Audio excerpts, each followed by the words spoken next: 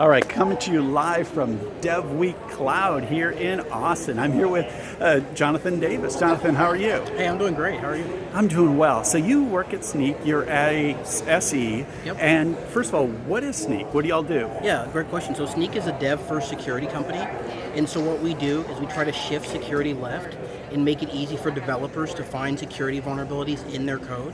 So we'll let developers find issues in first-party code, so static analysis, third-party libraries that they're pulling in, so SCA. We can find issues in container images, and then also in the cloud, so infrastructure as code, and then those live cloud workloads that you're deploying.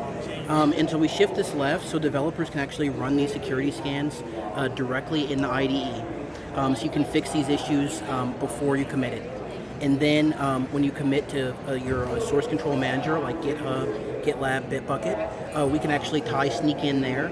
So every time you're doing a PR request to merge a feature branch in, we can scan that feature branch and see if there are any issues before you merge it. And so then we can also tie into the CI/CD as well. So if you're running a build in like Jenkins or Azure DevOps, places like that, you can have a Snyk scan be part of that build step, and you can fail a deployment if you find high severity issues. And so we really make it easy to fit security in every step along the SDLC. So then it's not just app devs, it's also ops and platform engineers, everyone who uses it? Yeah, absolutely. And so how has it been to get developers to be thinking security and to be comfortable with this and want to do this? Has that been tough? That's a great question. So that really was kind of the birth of our company because our founder, Guy Perjani, noticed that a lot of the security companies that existed were really focusing on security teams. So providing great reports and metrics, but they weren't building tools developers wanted to use. And so we wanted to build something that looked like a developer tool. The scans needed to run quickly because you don't want to hold up developer builds, and something that was going to integrate easily with their workflow. And so that was really our focus from the very beginning.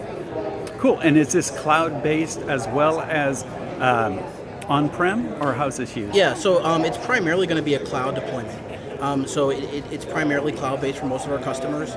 If there are special concerns about security issues, then we can offer on-premise deployments for some products. Cool. And the name, people are going to say, why Snyk? Yeah, great question. It's actually an acronym for So Now You Know. I like it. And so now we know. Exactly. And then the other one, we got this dog over here as your mascot. Yep. What's his name? So the dog's name is Patch. Yeah, and so Patch basically is our mascot, and he kind of symbolizes, security. And, when you think of a Doberman, right, you think of security.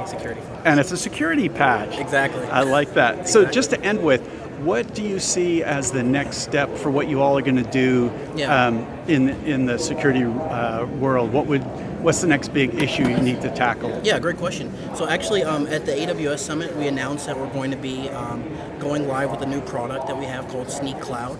And so really the idea there is that we want to be able to cover more of that application. And so now with cloud native applications, developers are responsible for not just the code they're writing, but also what those deployments are going to look like.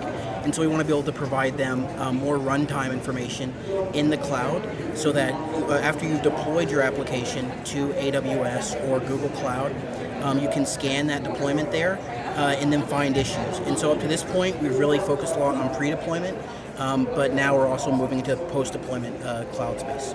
Awesome. Jonathan Davis, thanks so much. Thank you.